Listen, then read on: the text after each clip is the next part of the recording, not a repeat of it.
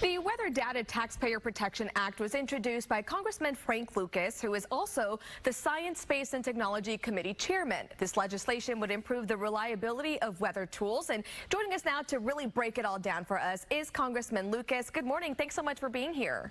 Oh, absolutely. Good to be with you this morning. Happy to have you. Give us, if you can, here a brief overview of this act and what it's all about. The goal is to make sure that we basically don't use junk science when we're doing weather predictions for major catastrophes and events. The bill would create a commission directed by the NOAA administrator, our head honcho at the Weather Service, so to speak, and the NIST director, to put together a way to verify, establish the data, metadata, service standards, and specifics to validate weather risk data and models. This way, FEMA then, as well as anyone who depends on a weather forecast, can have solid facts as they do their predicting, their modeling in the future. Basically, sort out the junk science. Let's focus what's important, like we do other weather information. So talk a little bit about what sparked the idea of getting this bill put together. Well, it's an important issue because as we deal with wildfires, we deal with floods, we deal with hurricanes, we deal with a variety of things, it's made this effort more and more complicated. Matter of fact, FEMA, the Federal Emergency Management Agency this year, has listed already by the first week in August, issued 100 disaster and emergency declarations, 58 for severe storms and floods, 42 for fires. That's nearly as many as all of 2023 together. So as we face these challenges, we need to have a greater degree of predictability because FEMA is pre-funded. You put the money in at the beginning of the year and you try to plan it so it will last through whatever challenges we face for the whole year. Right now, there's been so much pressure on the FEMA fund that on August 7, FEMA announced that they were obligating money for life-saving and life-sustaining activities primarily and pausing the other activities until they have more money. We've got to have better, more accurate predictions. And I do want to talk about FEMA a little bit more here in just a minute, but let's continue talking here about the act. In Oklahoma, we obviously know all about the importance of having accurate weather forecasting. Talk a little bit more about some of the changes or policies that this commission is going to be looking to make and implement.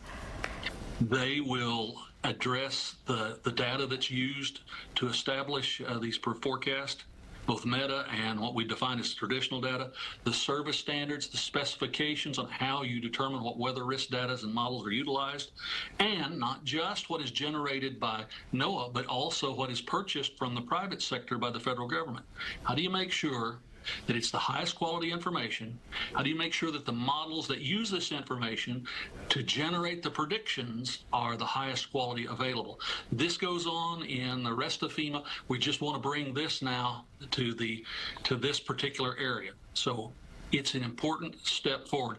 If you live, as we do in Oklahoma, on the east side of the Rockies and the Southern Plains, we have every kind of weather phenomena you can imagine, and we know how important it is to be prepared.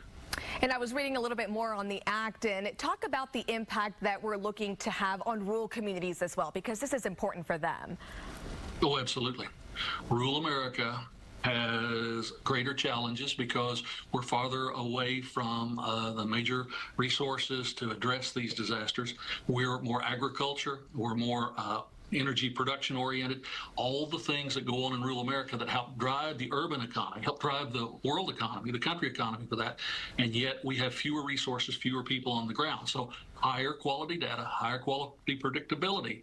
I mean, ask any emergency manager of any county in the state of Oklahoma, and they will tell you the more lead time we have on a tornado warning, the more lead time we have on the conditions that will generate wildfires, the more lead time potentially that we can prepare for possible flooding issues, the better we can protect people and property, save lives and money. And then now that this act has been introduced, what happens next?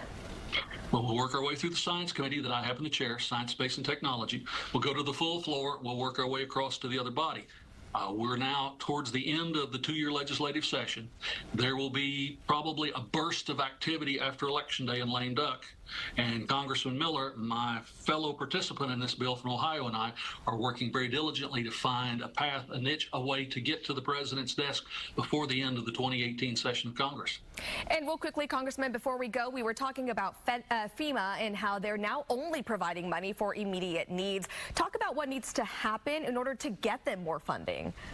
We'll have to have a supplemental appropriation, whether it is a part of the CR that will fund the government for a period of time after October 1, the new bookkeeping year, or an end-of-the-year budget agreement that you have to fund FEMA, because these are the programs that determine the quality of life, the survivability of real people out there.